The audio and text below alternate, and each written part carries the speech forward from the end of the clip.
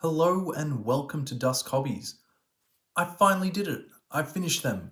My Royal Guards are here and I am very happy with how they turned out. As I've mentioned before, this is my first venture into sprue miniatures, and as a whole, I've really enjoyed the process. Previously, I worked on things like Gunpla, so this wasn't really a completely foreign concept for me. But after completing these guys, I can see why a lot of people prefer hard plastic sprue miniatures compared to their bendy pre-assembled counterparts. In this video, I'm going to give a general review of the Royal Guards, a few close-up shots, and even go into a bit of lore focusing on their place in the Deuslair universe, and mention a few interesting things about their stat blocks. Found on pages 45 and 46 of the Deuslair Bestiary, the Dressaran Royal Guards are your standard military unit with a challenge rating of 2.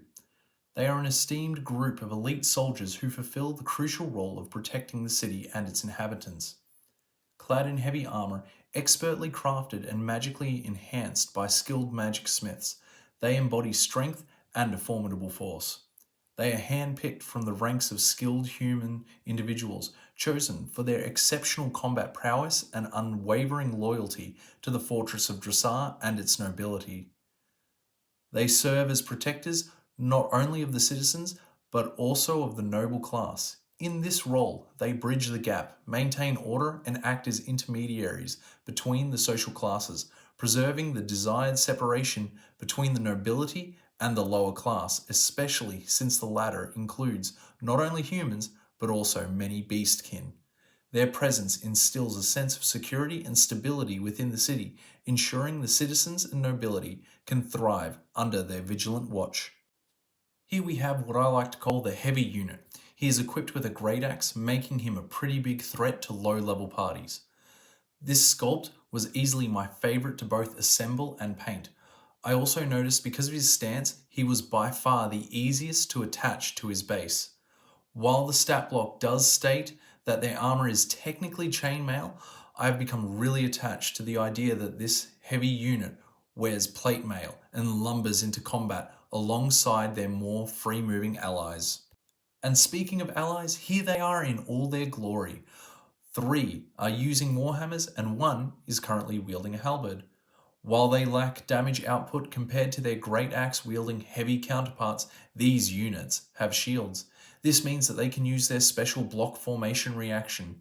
This allows them to give a +2 to the armor class of any ally within 10 feet. However, this bonus can only be used for the first melee attack directed at their ally. These sculpts are very detailed, and while I did have issues fitting them onto their bases, once I figured out the right angle, it wasn't too much of a challenge. So, now to give my final thoughts, having taken my first step into the sprue miniatures.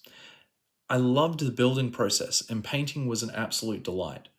For a long time, I saw many hard plastic sprue miniatures which I would have loved to build and paint, but to be honest, I found it really intimidating.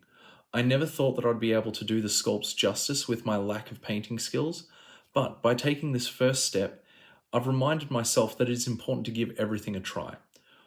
While my painting skills still have far to go, I know at least from a starting point I can cut, assemble, and paint sprue miniatures and have them turn out to be what I consider table ready. Now, I have my next daunting task: picking which miniature to build next. I've narrowed it down to 2, and I've also improved my setup, so hopefully I'll be able to actually build and paint on camera this time. Thank you for watching. See you next time.